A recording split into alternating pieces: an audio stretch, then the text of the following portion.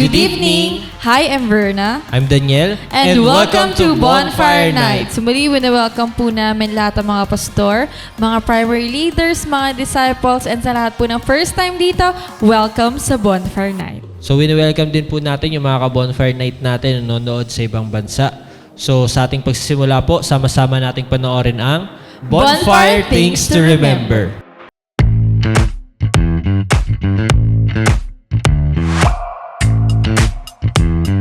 Here are your bonfire things to remember. Bring your notebook, Bible, and ballpen. Open your heart to the message. Hashtag Puspus Yarn. No unnecessary activities while watching. Hashtag multitasker. Wag ganon. Focus on the message through our speakers. No?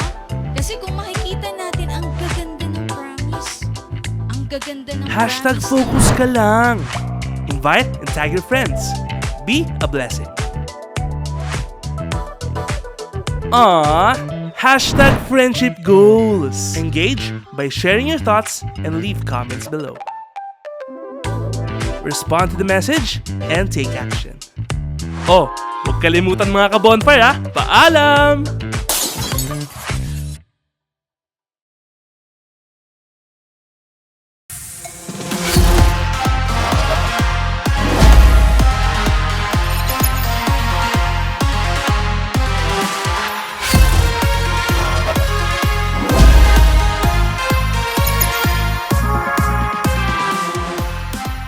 So, praise God sa ating Bonfire Things to Remember. Sa tayo maka-bonfire, maging mindful po tayo habang ongoing yung ating gawain. Make sure po natin na tayo ay active na nag-i-engage dyan sa ating mga comment section. Especially sa mga cell leaders, dapat active tayo nakita sa presence dito sa ating live. Huwag natin kalimutan na i-mention yung ating mga cell members and yung ating mga invites. Amen to that. And to set the atmosphere at bahihanda yung ating puso't isipan. So, inanyayahan ko po ang bawat isa na tumayo at samahan po natin ang ating worship team sa pag-awit para sa ating Panginoon.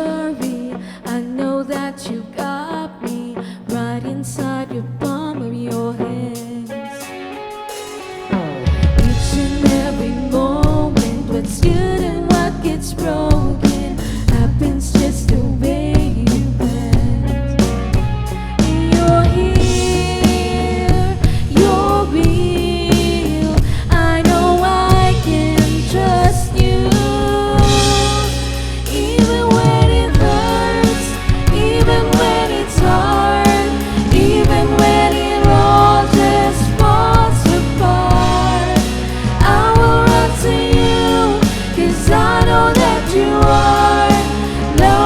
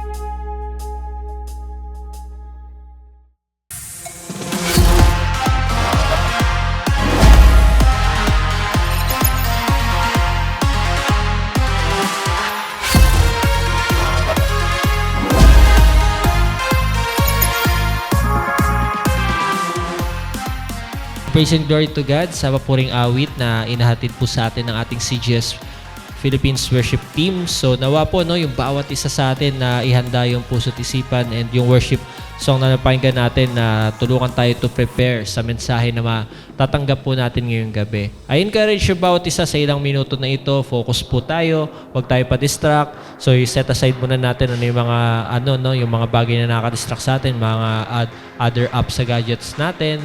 O kaya kung kumakain tayo, mamaya na lang after, di ba? So, yun. And mag-engage po tayo. So, yung engagement, nakakatulong yan sa atin para mas mag-grasp po natin yung mensahe na ating mapapakinggan tonight. So for our speaker, so she is one of the primary 12 at CGS Las Piñas, a leader of leaders, part of worship team, Soul One teacher, and a missionary worker. Let's welcome Annalie Albino.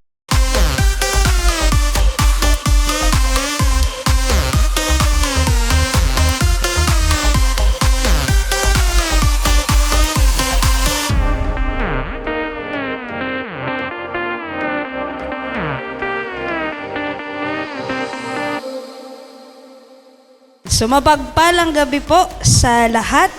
Sa lahat po ng masugid na taga-subaybay po ng ating gawain. Yan, ating pong bonfire. Sa lahat po ng mga disciples, mga leaders, mga cell members. Yan, magandang gabi po. Sa lahat po ng mga primaries po natin, good evening po. Lalo-lalo na po sa lahat po ng ating mga pastor at pastor's wife. Yan, so magandang gabi po sa lahat. At yun po, ititake ko na rin po itong opportunity para magpasalamat po una po sa ating Panginoon. And pangalawa po, sa atin pong mentor na si Pastor Rami at si Ate Del.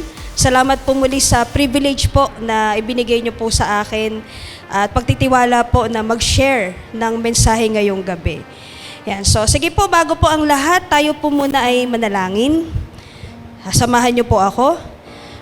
Dakilang Diyos naming Panginoon, kayo po ay aming pinupuri at pinasasalamatan sa gabing ito, Lord God. Salamat po dahil muli dinala mo po kami sa gawaing ito, Panginoon.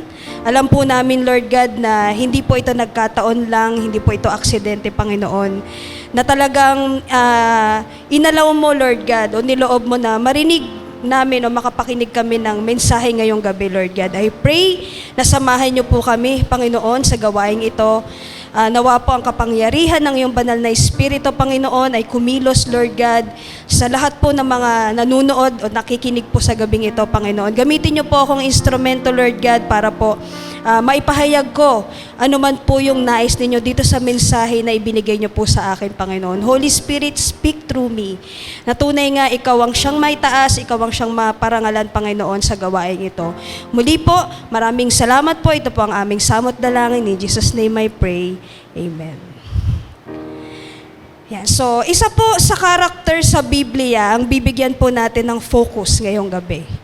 Though isang verse lang po yung kinuha ko sa kanyang aklat, pero siya po yung gagamitin nating example sa pag-uusapan po natin ngayon. Yan. So, bago po ang lahat, samahan niyo po muna akong buksan yung atin pong mga Bible verses o yung text po na gagamitin natin. Magiging batayan po ng pag-uusapan natin ngayong gabi. Yung una po is makikita po natin sa Roma o Romans chapter 5, 3-5. So sabi po dito, hindi lamang iyan. Ikinagagalak din natin ang mga kahirapang ating tiniis dahil alam nating ito'y nagbubunga ng pagtsatsaga. At ang pagtsatsaga ay nagbubunga ng mabuting pagkatao.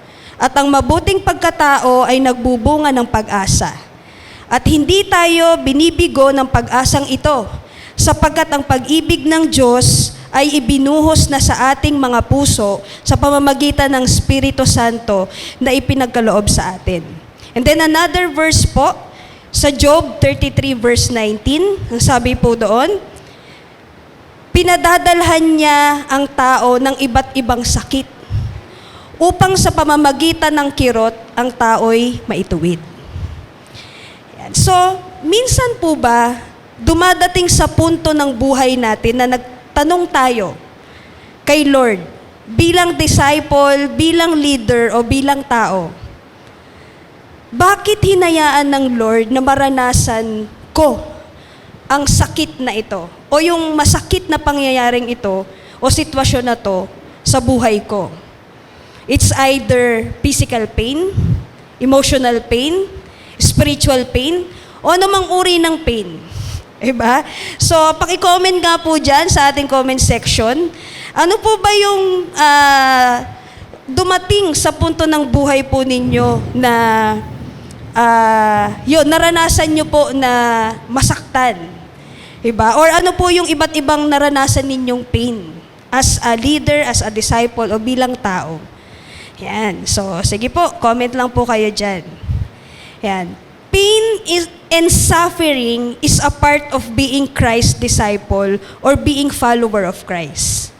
Sabi nga po sa unang Pedro, chapter 2, verse 21, ang pagtitiis ng hirap ay bahagi ng pagkatawag sa inyo ng Diyos.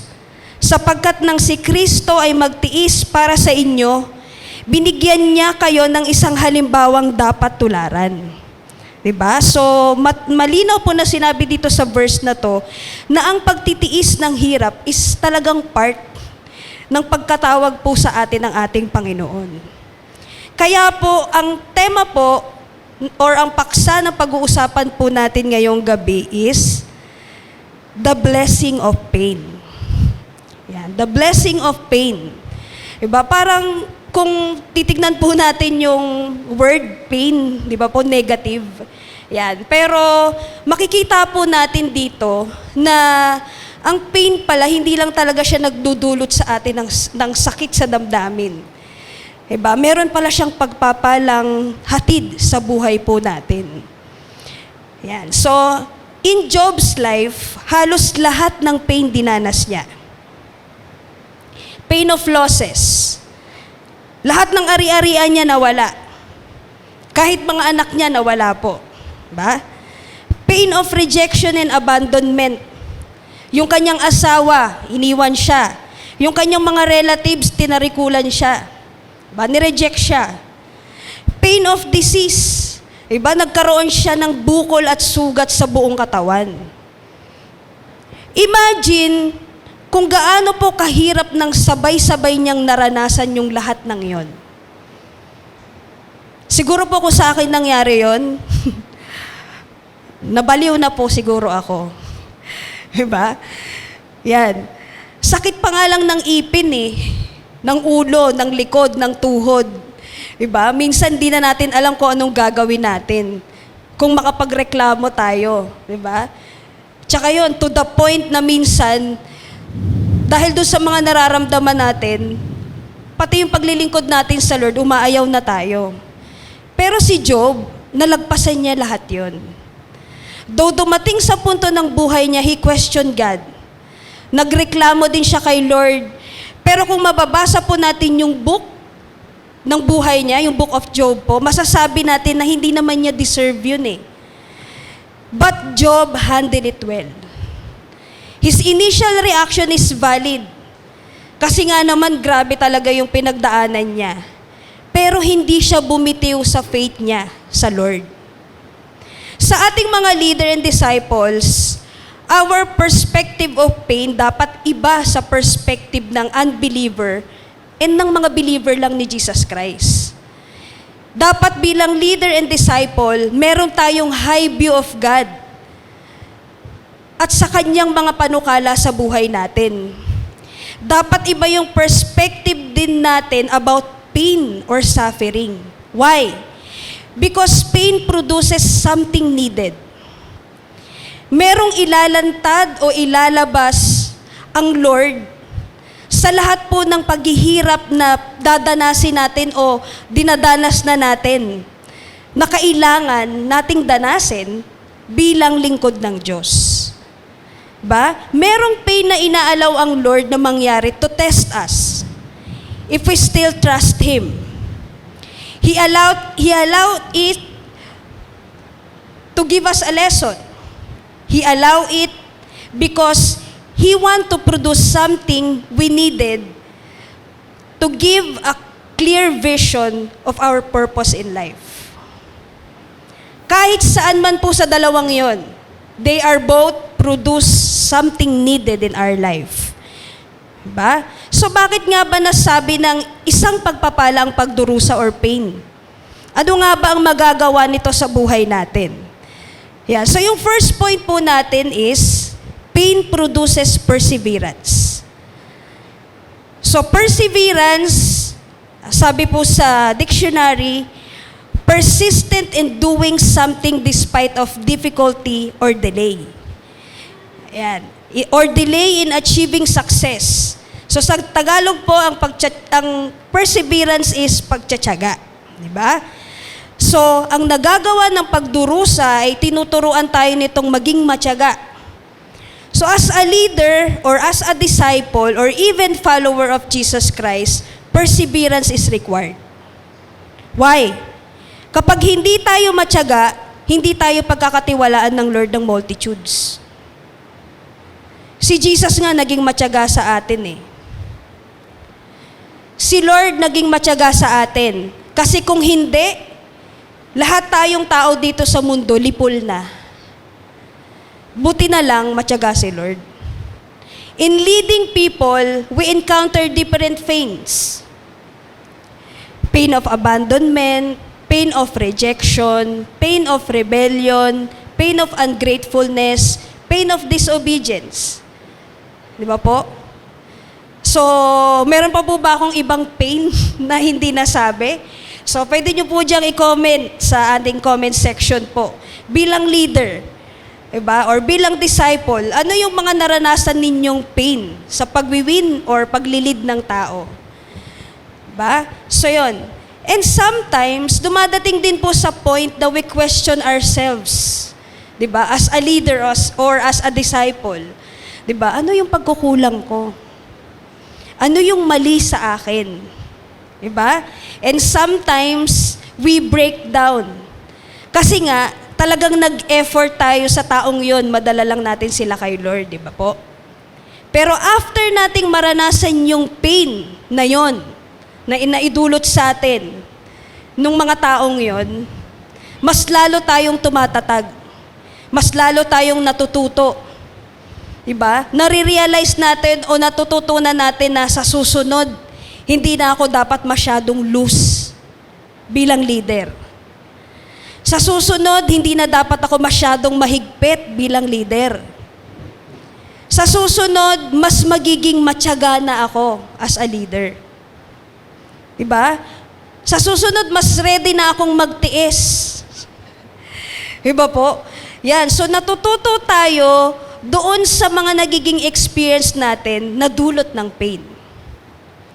Perseverance requires endurance. Ang pagtsatsaga, kailangan niya ng pagtitiis. Kaya nga kung hindi natin kayang magtiis, never tayong magiging matyaga.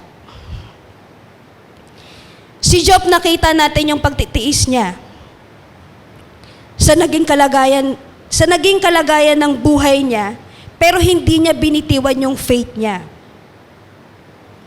Si Jesus Christ, nagtiis siya sa lahat ng hagupit, ng alipusta, ng hampas, at palo, para ikaw at ako ay maligtas at bigyan ng buhay na walang hanggan.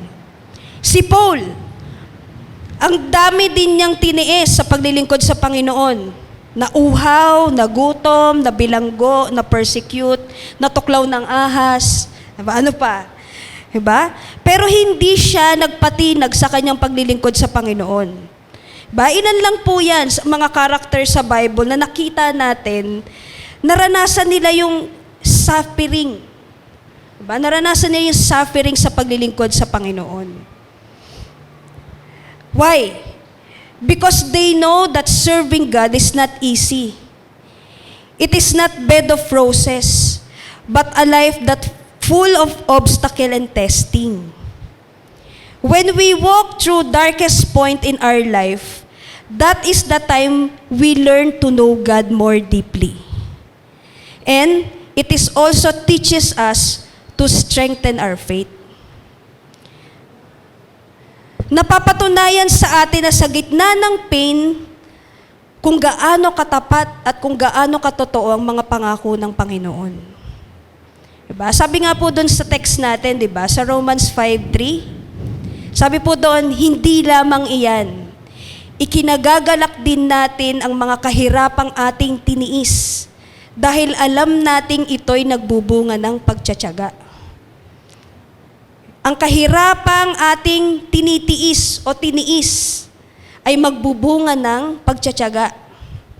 Ang isang sekreto daw po para magpatuloy po tayong magtiis at mag-persevere is we need to fix our eyes on Jesus, the author and perfecter of our faith, sabi nga po sa Hebrews 12:2, di ba po? Bakit? Kasi habang nasa gitna tayo ng pain or suffering, kapag ka nakafix o nakatuon kay Jesus lamang ang ating paningin, hindi natin iindahin yung pain. Ipapaalala ng Lord yung mga promises, and through that, iko-comfort niya tayo o mako-comfort niya tayo. Ipaparanas niya na i-restore yung strength na nawala sa atin. Diba po? Kapag nakafix yung paningin natin sa Panginoon, ipapaalala niya how He sees us. Diba? Paano niya tayo tinitingnan? That we are His children. Mga anak niya tayo. Kapag ka nakafix yung paningin natin sa Panginoon, ipapaalala niya how He fight for us. Nung pinako po siya sa krus, inilaban po niya tayo doon, di ba po? Kapag ka nakafix yung paningin natin sa ating Panginoon, ipapaalala niya how He loves us. Dinemonstrate din po niya yon sa krus. Kaya yung iba, hindi kayang mag-endure ng pain kasi ang minumuni-muni ay yung masakit na pangyayari. Diba? Yung ang sakit. Yan, di ba po? Mas pinakikinggan niya yung opinion o reasoning ng mga tao kaysa salita ng Diyos. Ginagatungan yung emotion, imbis na palakasin ng espiritu. Kaya ayun, nalunod sa sakit na nararamdaman. Yung love naging hate. Yung pain naging isang malaking sugat sa pagkatao.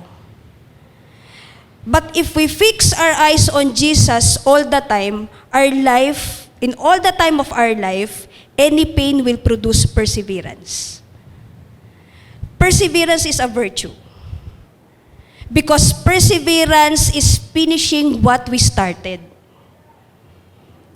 Diba? Tinatapos ang nasimulan. That is why pain is a blessing. Kasi tinuturuan tayo nitong maging matatag, maging matapang, at maging mas matalino kaysa dati. Pain gives promotion. Ba po? Bakit ko po nasabing pain gives promotion? Yan, kasi after po nating maramdaman yung sakit, di ba? Maiiba yung yung perspective natin sa buhay. Maiiba yung mindset natin, lalong-lalo na pagdating sa relasyon natin sa Panginoon. Pain level us up in all areas of our life. Di ba? So, mas lalo tayong magiging matalino sa pakikisalamuha sa mga tao. Mas lalo tayong magiging matalino sa mga desisyon na gagawin natin. Di ba po? So kapag nalagpasan natin at natutunan natin yung dahilan ng pain, it produces perseverance. That's why pain is blessing. Number 2 point po. Pain produces maturity. Sabi nga po dun sa verse 4, na binasa natin kanina dun sa text natin, sabi po dyan, at ang pagtsatsaga ay nagbubunga ng mabuting pagkatao. At ang mabuting pagkatao ay nagbubunga ng pag-asa. Diba? So, yun po, being matured, diba, nadidevelop po tayo niyan bilang mabuting tao. So, ang pagdurusa, tinuturuan tayo nitong maging matured. Through pain, natututo tayo na mas maging malawak ang ating pangunawa o pag-iisip. Pain help us grow up. Kapag immature kasi ang isang tao, sarili lang niya iniisip niya. Ang immature ayaw ng inconvenience. Ang immature, padalos-dalos gumawa ng desisyon. Ang immature, sarado ang isip. Pero ang isang matured person, willing to adjust, flexible, submissive, obedient, selfless, wise. Growth involves pain and hardship. Because pain and hardship, it helps us build our character, integrity, and mental toughness. A matured person know how to take their responsibility. Marunong manindigan, firm sa kanyang biblical principle. Diba? Hindi po nagkukompromiso yan. Hindi siya nagko-compromise. A matured follower of Christ, hindi iniiwan ang paglilingkod in spite of hardship or struggle na meron siya. A matured person knows how to say no. Know how to have boundaries. Hindi siya people pleaser. Ang people pleaser po kasi, ganito yan. Yung kahit burden na siya, yung kahit nahihirapan na siya, napapagod na siya, di ba? Dahil sa dami ng ginagawa niya, di ba? And then, yung tao na kinakakodepan niya, humingi pa ng di ba po, ng, sa kanya, ng favor. Gagawin niya lahat yon kahit mahirap na para sa kanya. Kasi nga gusto niyang i-please eh. Di ba? Gusto niyang mapasaya. Kaya, yes lang siya ng yes, hanggang sa ma-burnout na siya. Di ba? At, yun, nagiging codep na siya. A matured person is not impulsive. Nag-iisip bago mag-respond. Kalmado. Hindi emosyonal. Isang typical na example po na naisip ko is a person who undergo pain in a traumatic relationship. Sige nga po, paki-comment nga po dyan sa ating comment section yung mga example ng mga traumatic relationship na alam po ninyo o maaaring na-experience po ninyo. Yan, may nag-comment, toxic relationship. Yan pa, may isa pang nag-comment, abusive relationship. Ito pa isa, may nag-comment, illicit relationship. Lahat ng ganyang klaseng relationship is traumatic. Tama po ba ako? Sabi nga nung isang kaibigan ko, kaya siya traumatic kasi mali. At tama naman po siya. Di ba po? A person who are in that kind of relationship for sure is not easy. It is a roller coaster ride. Kasi you will both experience yan. Kasi you will both experience happiness and suffering. Tama po ba ako? Diba? Yung may ganong klase kang relasyon, para siyang roller coaster ride. Kasi pinagsama siyang masaya at saka pagdurusa. And this kind of relationship are all end in pain. Kasi nga mali. Walang mali na pinagpapala ng Diyos. Walang mali na sinasamahan ng Diyos. Walang mali na may favor ng Diyos. At kapag anak ka ng Diyos at pumasok ka sa gantong klaseng relasyon, you will never be happy. Kasi ramdam mo yung burden. Yung kalungkutan na hindi mo ma-explain kung saan galing, dapat masaya ako eh. Diba? Dapat masaya ka, pero bakit ganun? Bakit hindi masaya? And that is painful. Tama po ba? Naglalaban yung pain sa relasyon mo sa tao at saka yung pain sa side ng relasyon mo kay Lord. And the pain of letting go and moving on. Yung hindi mo alam kung saan ka magsisimula para maghilom. Tama po ba? At dahil sa anak ka ng Diyos at ramdam mong talagang wala na yung presence ng Lord sa buhay mo, mas pipiliin mong sumunod kay Lord. Kung anak ka ng Diyos. Pero kung hindi natin totoong isinuko ang buhay natin, hindi po natin marirealize na mali. Diba? Pero kapag kaanak ka ng Diyos, ramdam mo yung bigat. Kasi andun yung conviction ng Holy Spirit sa'yo. Na kahit anong gawin mong pasayahin ang sarili mo, di ba?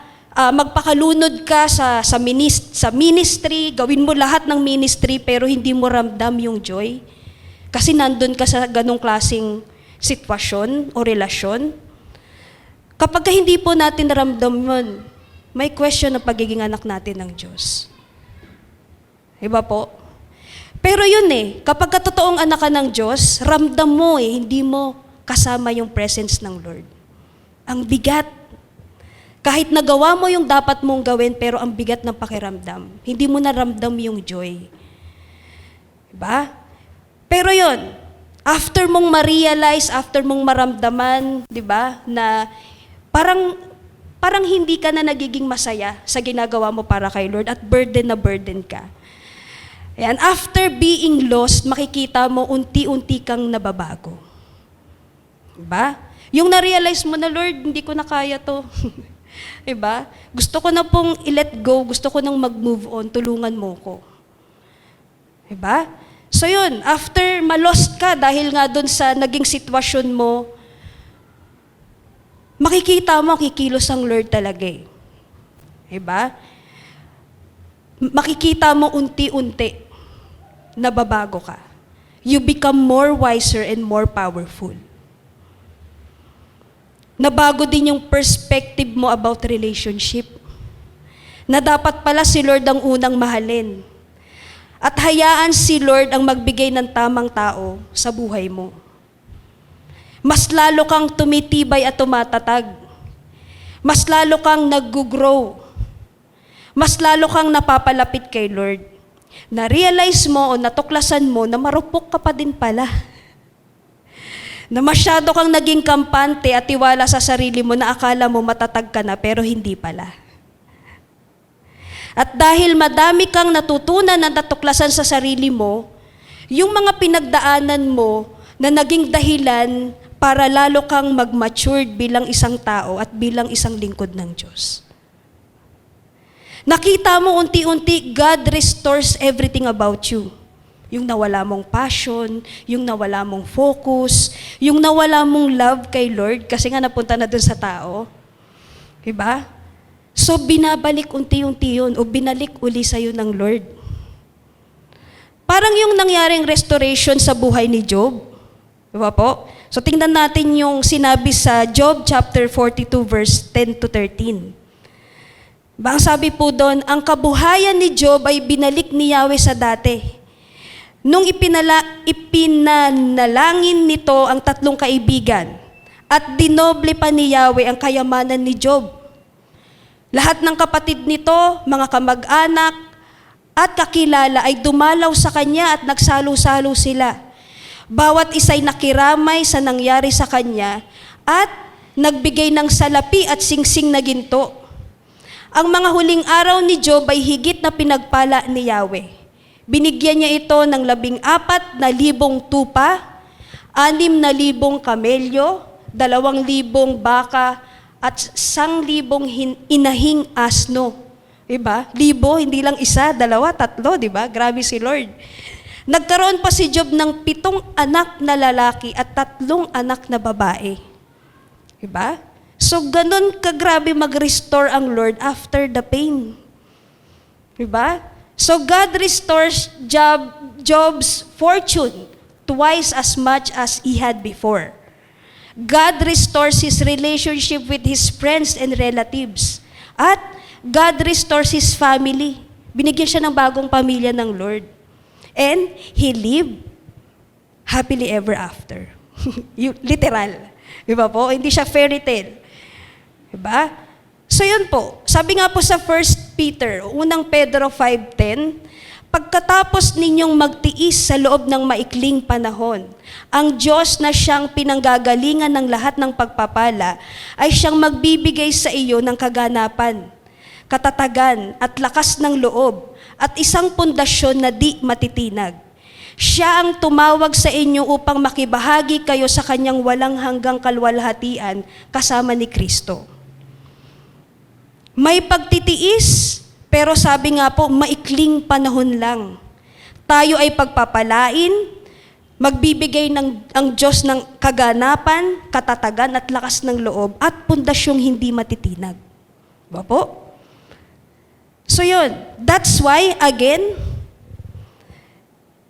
pain is blessing because it produces maturity. Number 3, pain produces hope. Ba? Sa pagdurusa, tinuturuan tayo nito na meron pa palang pag-asa or may pag-asa. At ang pag-asa pong ito ay mula sa ating Panginoong Hesukristo. Sabi nga po dun sa text natin, again, sa Romans 5:4-5, at ang pagtsatsaga ay nagbubunga ng mabuting pagkatao, at ang mabuting pagkatao ay nagbubunga ng pag-asa. At hindi tayo binibigo ng pag-asang ito sapagkat ang pag-ibig ng Diyos ay binubuhos na sa ating mga puso sa pamamagitan ng Espiritu Santo na ipinagkaloob sa atin. Yan. So balik po tayo sa buhay ni Job. Diba? So sa punto ng buhay niya, sabi ko nga po kanina, diba, kinwestiyon niya si Lord. Bakit niya sinapit yung sitwasyon na yon? At talagang pinanindigan niya yung time na yon na ni minsan hindi siya daw nagkasala kay Lord. Diba? Dahil madalas naman daw siyang nag-aayuno. Yan, hindi lang para sa sarili niya, kundi para sa pamilya niya. Pero hindi niya napapansin na nagmamalaki na pala siya sa harap ng ating Panginoon. Naging mapagmataas na siya nung time na yon. Pero nung time na kinonfront siya ng Lord, hindi po siya nag-justify. Ano po ang ginawa niya? Nagpakumbaba po siya kay Lord at inamin niya yung pagkakamali niya, like King David.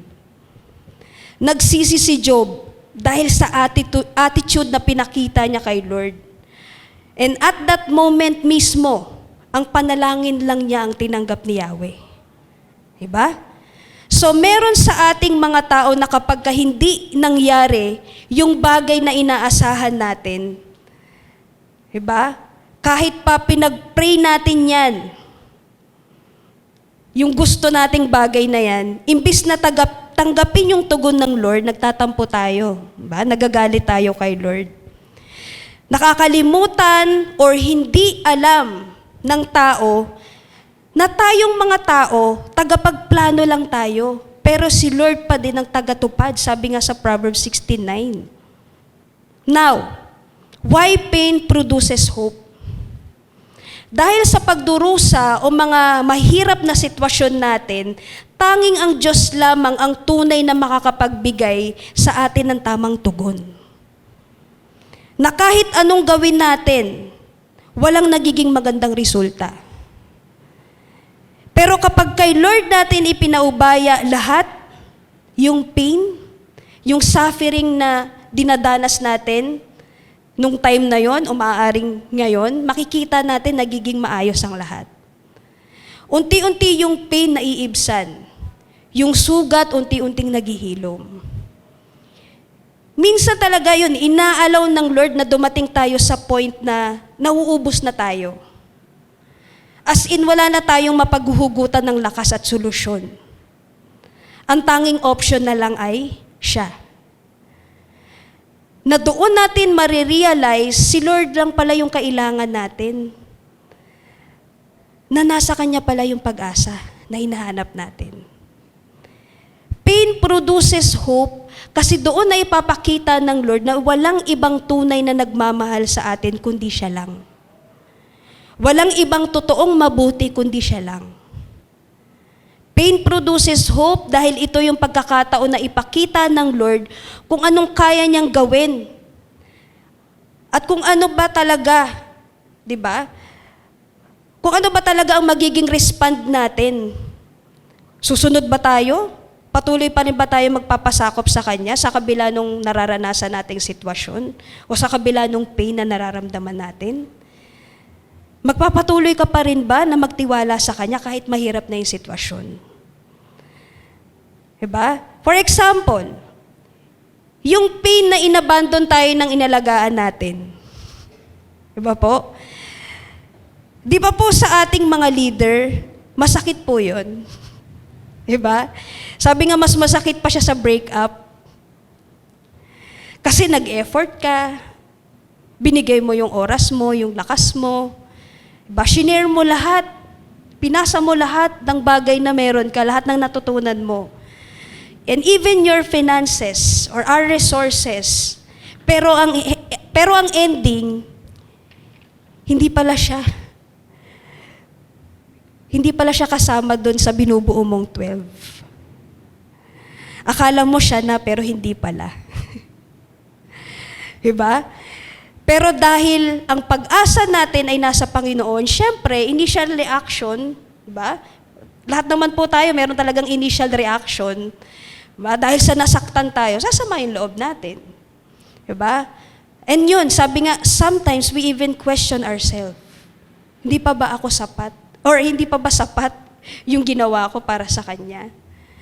Yan, di ba? So, yun. Pero at the end, si Lord pa rin yung magko-comfort sa atin eh. Di ba? Ipapakita niya that there are still so many fishes in the sea. Marami pang nalulunod sa kasalanan na kailangan ka. Nagkaroon tayo ng pag-asa na, oo nga pala Lord, no? Kung may umalis, may dadating. Kung may umalis, may ipapalit ka. Mas marami pa. Ba? So sabi nga po dun sa Job 33:19, pinadadalhan niya ang tao ng iba't ibang sakit upang sa pamamagitan ng kirot, ang tao'y maituwid. Diba?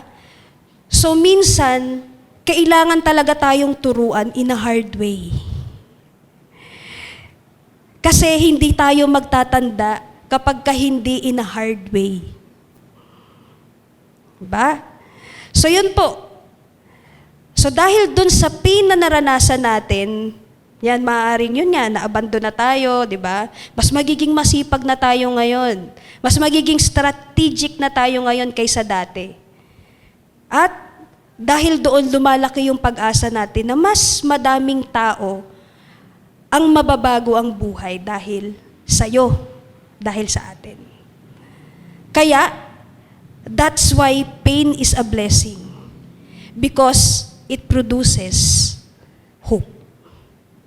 So sa atin pong conclusion, sabi ko nga po dito, pain is one of God's instrument to remind us that we need nothing more than Him. When God pushes you to the edge of difficulty, you must trust Him fully.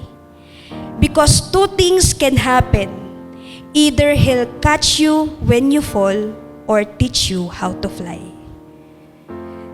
I hope po na bago ang pananaw natin sa pain, sa suffering, sa pagdurusa, wag po natin siyang palaging tingnan as negative.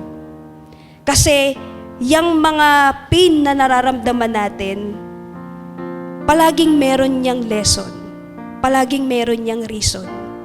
At lahat po yan ay para sa kaluwalhatian at kapurihan ng ating Panginoon. That's why pain is blessing. Sige po, let's close po in prayer. Tayo po ay manalangin. Maraming salamat po, O Diyos.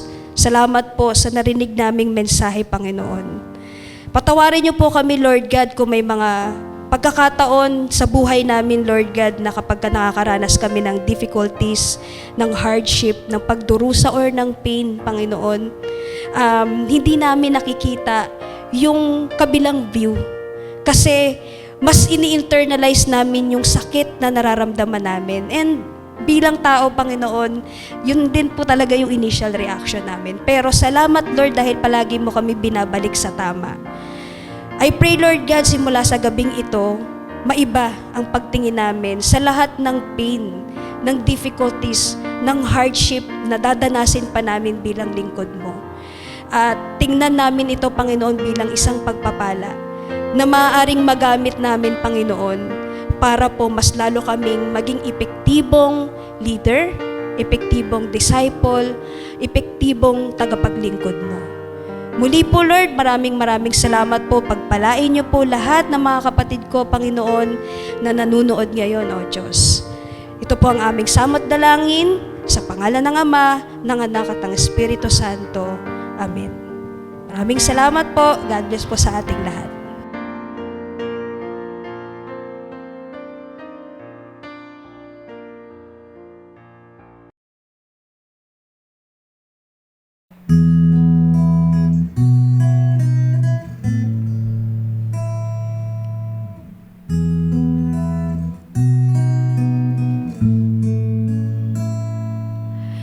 He's here for the broken and life to the one who is undone. He's peace to the wounded and hope for the helpless one. He is here. He is here. Be still, my soul, be still. Be still, my soul, be still. Wait patiently upon the Lord. Be still, my soul, be still.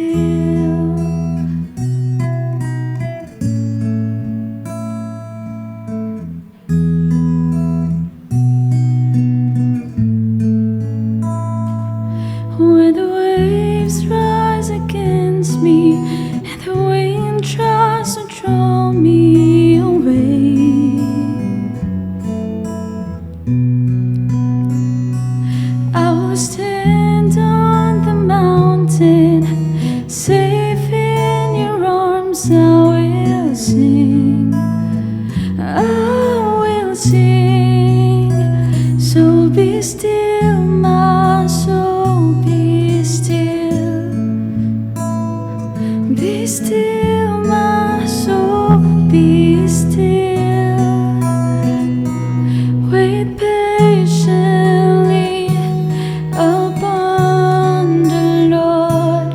Be still, my soul, be still. Be still. I know He's God. He is here. He is here. Be still. I know He's God. He is here. He is here. So be still, my soul, be still. Be still, my soul, be still. Wait patiently upon the Lord. Be still, my soul, be still. Wait patiently upon the Lord. Be still, my soul, be still.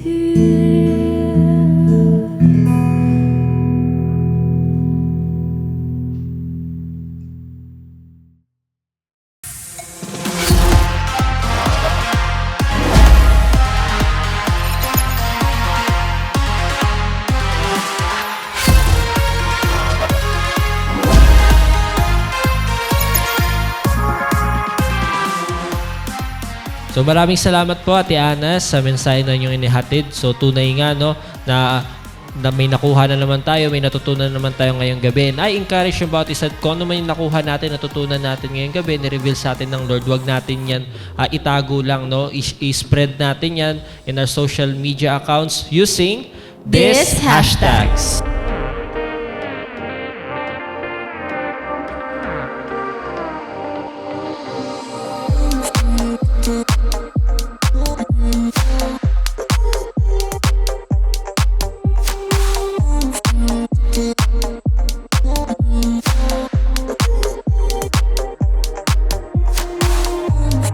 So praise God and salamat po sa lahat na nakasama namin dito sa ating Bonfire Night. Salamat po sa ating mga pastors, yung ating mga primary leaders na nag-mobilize before Friday, sa ating mga cell leaders and sa mga invites naman po. Kung wala pa kayong kinabibilangan na mga cell group, marami pong cell leaders dyan sa ating comment section. So pwede po kayo mag-reach out sa kanila. So continually, we encourage everybody na patuloy nyo pong supportahan ang ating CGS Philippines Facebook page, ang ating CGS Philippines Bonfire Facebook page, yung ating YouTube channel, yung ating TikTok and Instagram. Yung mga social media accounts po natin, once na may nakapost dyan or naka-upload dyan, tayo dapat yung mga unang sharers and hanapin natin yung mga tao na pwede nating ma-involve and ma-win natin sa ating mga online cell groups. Amen to that. And sa lahat po ng mga ka-bonfire night natin, no, na nakasubaybay, we encourage yung bawat isa na lahat din po tayo magkita-kita at sama-samang sumamba sa ating Panginoon this coming Sunday sa ating online simbahay. So talagang yun, prepare tayo, Sabado pa lang ng gabi, no? So laanan na natin ng oras na makapagpahinga, ma-prepare yung ating susuotin sa pagsamba natin sa Panginoon. 6 a.m., huwag nating hayaan na replay po tayo. So yung convenience ng online platform natin, huwag nating mas gawing convenient pa, kundi i-grab natin yung opportunity na to na huwag mawala, maging maaga sa pagsamba sa ating Panginoon through our Pastor Rami Henares Jr. sa mensahe na ihahatid niya po sa atin. So, thank you and God bless.